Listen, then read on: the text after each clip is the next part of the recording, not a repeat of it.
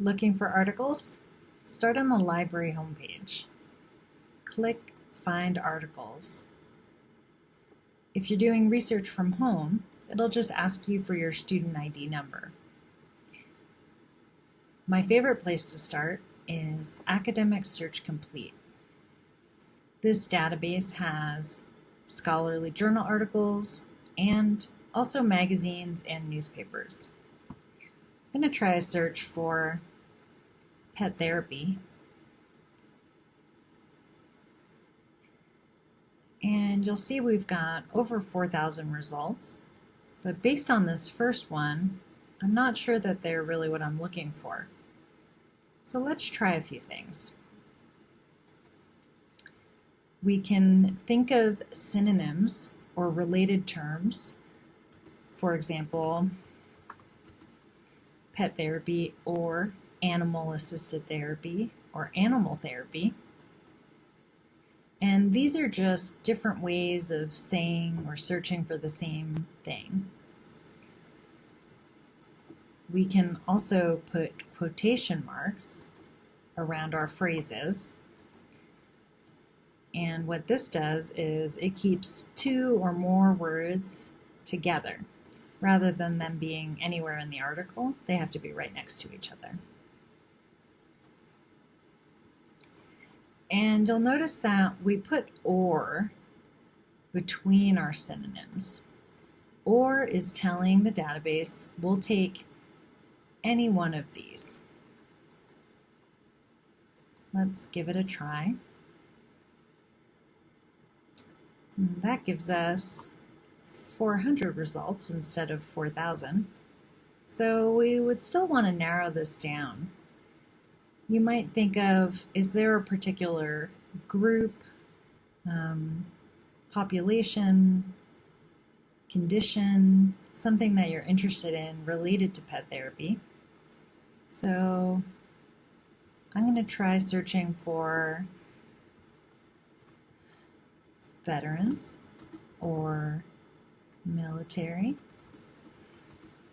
or armed services. Just as an example, again, we're using or between our synonyms, and we're putting quotation marks anytime we've got two or more words. In this database, you don't need to capitalize or. You can do it either lowercase or in caps. So remember, we have 400 results. What happens when we add another idea or concept to our search? Now, instead of 4,000 or 400 results, we only have 19. That's a much more reasonable number to look through. You can also limit your search to scholarly only, if that's what your teacher is asking for. And you can limit the years. So maybe you're interested in research from the last 5 or 10 years. So that narrowed it down a little bit more.